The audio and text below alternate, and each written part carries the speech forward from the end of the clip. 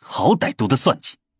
赵德柱冷哼一声：“水神，抓住背后算计的黑手，定要严惩不饶。”将军放心。李长寿定声道了句，牛头在旁边问：“水神啊，具体是何事啊？”巫族女子身孕不稳，若是小半不稳，还可以说是北去毒州所影响。可是尽皆如此，绝对是有人背后算计。万年之久，巫族竟未找到原因，也是让人匪夷所思啊。有奉大巫祭之命跟随在旁的部落首领立刻叹了一口气，小声道：“唉，水神大人，其实此前也有怀疑过这事儿，但我们什么法子都用了，找不到结症之所在。”不急，让我想想。李长寿在部落当中走了一圈，于部落外的丛林中找到了一块大石，自顾自地坐在其上，拿出一张画轴，李长寿提笔写下一个个可能，开始逐条分析。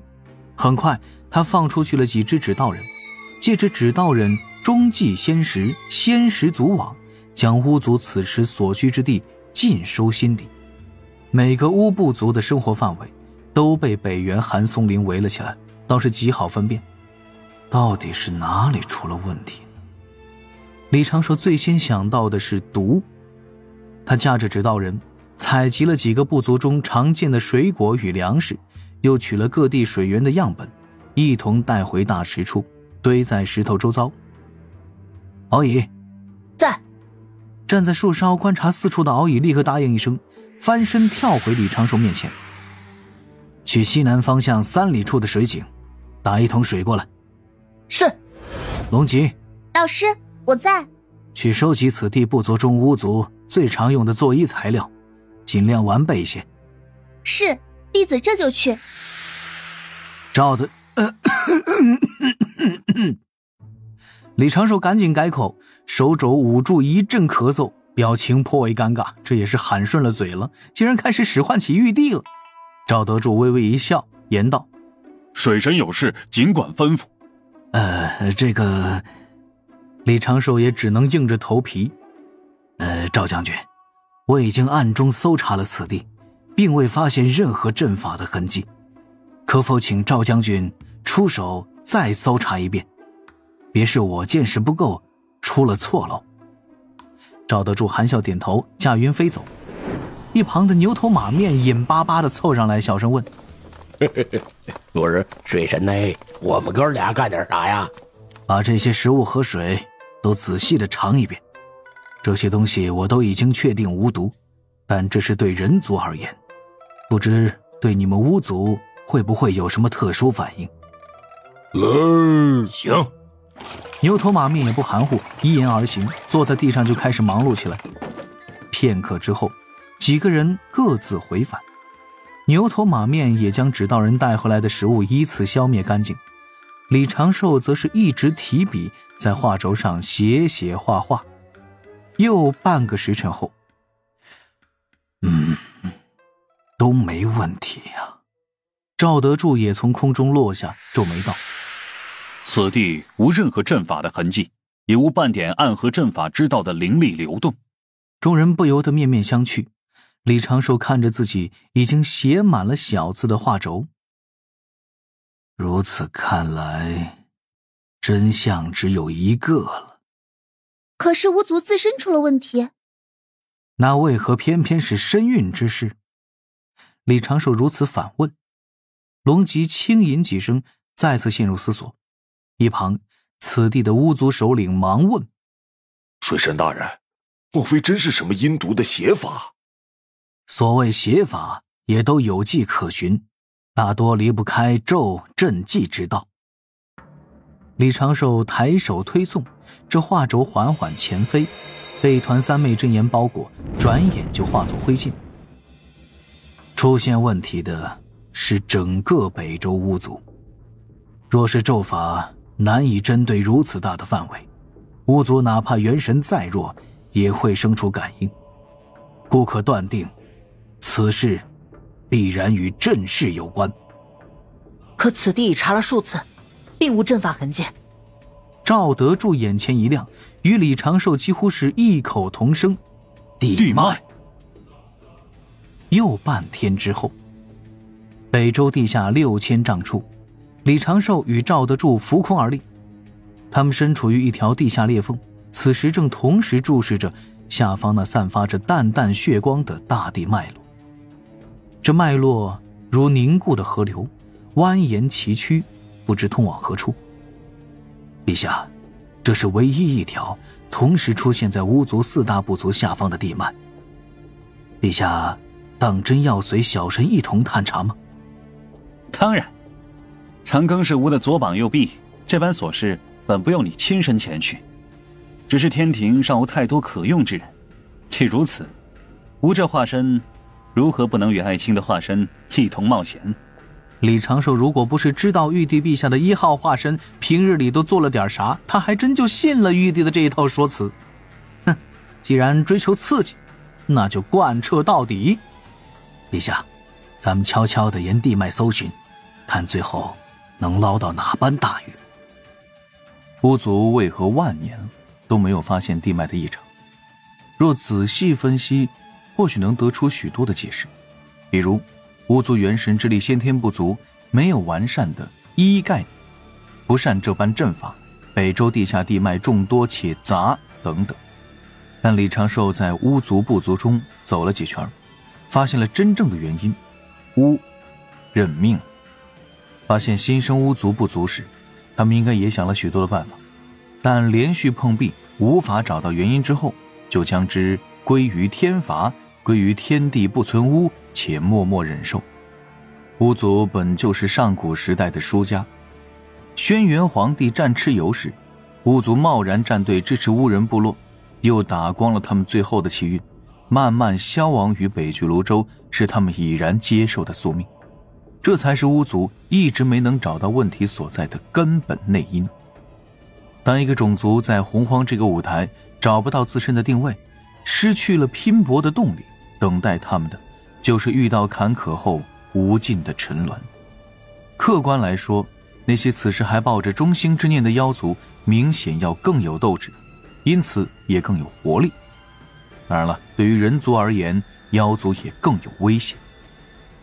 倘若人族有一天也这般迷失了自我，不知自己为何而存，或者是失去了前行的目的地，是否也会被其他种族所取代天地主角的位置呢？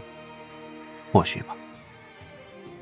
李长寿的心底划过一个又一个繁杂的念头，很快又将这些杂念压下，开始思考此时的头等大事：即如何在不知不觉中满足领导洪荒探险的猎奇心。玉帝已经被此事勾起了浓厚的兴致，两个人刚遁入了地脉大阵。长庚，快看，这地脉之内有一股奇特的道韵。在地脉中遁出还没有20丈，玉帝又兴冲冲地呼喊：看，这地脉有被改动过的迹象，这里还有些引导灵力的禁制。顺着地脉朝北方行了大概1个时辰。长庚，前方为何出现了如此充沛的水之灵气？莫非是咱们已经抵达了地脉的要害？李长寿只能淡定地回一句：啊，陛下，前面到北海了，咱们走错方向了。赵德柱不好意思地笑了笑，两个人自北海之下折返，沿着地脉朝南而行。李长寿仔细地想想，玉帝也真的挺不容易的。远古时，玉帝王母刚诞生意识就被道族给收了，玉帝化形之后就被关在紫霄宫中，一边修行一边端茶倒水做童子，接触的生灵都是一些无趣的大能，像6圣妖皇之类的。突然有一天，玉帝就被通知正式上岗了，接手了3界天地。哎呀，这压力确实也挺大的。所以呢，此时虽然只是化身在经历这些新奇之事，但是对于玉帝而言，这已经算是相当珍贵的先生体验了。李长寿的心底暗自嘀咕，要不要去设计几个剧本，请几个演员，让玉帝陛下多体验体验生活？可以是可以，也就是多耗费一些心力，得加钱。现在他拿着3阶神位的功德，干着比2阶神位的东某公还多的活，承担着一阶神位势力代表的风险已经是很不容易了，还是别给自己轻易加戏了。两个人在地脉之中悄然遁形，有李长寿如今的土遁之术遮掩，隐蔽性虽然不如多宝道人的土洞，但也非普通金仙能够探查的。回到探查的起点，又南行约1万多里，李长寿和玉帝化身赵德柱同时发现了一些异常。长庚，这段地脉似是被接续过。陛下请看，地脉之内都有灵犀纹，这前后的灵犀纹明显对不上。二人对视一眼，赵德柱笑道：此时也可以肯定，问题就出现在了这条地脉上。李长寿思索一二，陛下，世事无绝对，稳妥起见，还是探查到底为好。不如先让敖乙送龙吉公主回天庭，再带牛头马面他们从后面跟上。若咱们到时遇到麻烦，外面也好有个接应。善。赵德柱答应一声，先时顺着这地脉小心翼翼地探查，精神莫名的亢奋。李长寿很快就做好了布置。俗话说得好，老的指使大的，大的指使小的。李长寿此时就将一系列的重担放到了敖乙的肩上。在教主哥哥的安排之下，敖乙要先送龙吉公主回天庭，再去调天河水军。做完这些，还要回北周接上牛头马面等8名巫族高手，在空中跟上李长寿和玉帝的化身。敖乙也不含糊，直接化作青龙真身，将龙吉扶在背上，急匆匆地飞往北海，赶去北天门处。待敖乙匆匆回返，接上8名巫族高手，后者也难得体验了一把乘龙上天的快感。敖乙思虑也是颇为周全，他为了避免被妖族察觉，他带着8名巫族高手自北海绕去高空，又用龙族神通用云朵包裹自身，悄悄地穿行于云海。很快，敖乙就听到了身旁指导人的传声，调整飞行方向和速度，慢慢地跟了上去。但是出乎李长寿、赵德柱、敖乙预料的是，他们本以为那条问题地脉的终点应该是在北距泸州和中神州的交界处，因为那里是妖族势力最强的地盘，有众多上古时的老妖残留，着实是一块硬骨头。而这些老妖聚在北周与中神州交界处，正是为了随时对巫族发难。可是那条地脉不断被接续，在大地深处曲回蜿蜒，竟然一路蔓延到了西牛贺州和中神州的交界处，又拐了个大弯，不断地朝着南方延伸。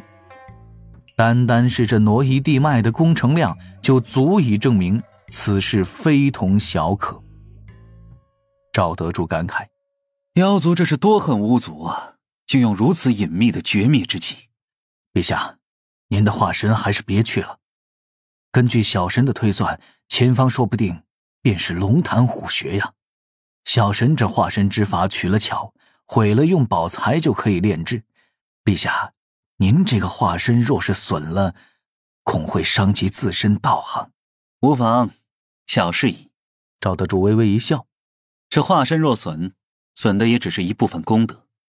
吾元神有凌霄宝殿遮掩，万法不侵，无物可犯。那小神就心安一些了。于是2个化身组成的天庭特工小队再次启程，藏身地脉之中向南遁行，一直走了不知几万里，行到了南赡部洲、中神州、西牛贺州交界处，地脉之中出现了一层层血色壁障。李长寿和赵德柱对视一眼，钻出地脉，绕过这些屏障，在地下遁出了300-400里，见到了一层防护大阵。这一座大阵在地下4000丈处包裹出了直径100里的圆球，其坚固程度数倍于渡仙门护山大阵。隔着大阵隐隐能够探查到，其后有一个巨大的地下乾坤。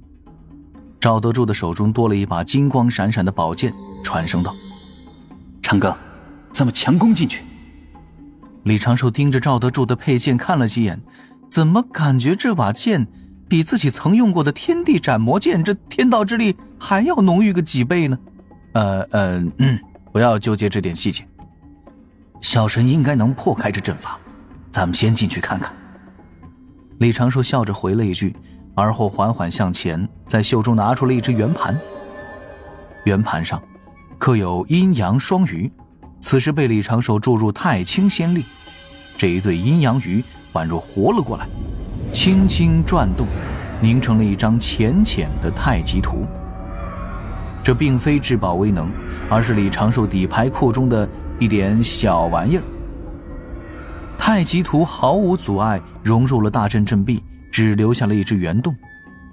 李长寿在袖中拿出了一只指道人放在洞外，又将2枚符箓递给赵德柱，与这一尊玉帝化身一同进入了大阵。这次却是一不小心闯入了业障大妖的老窝。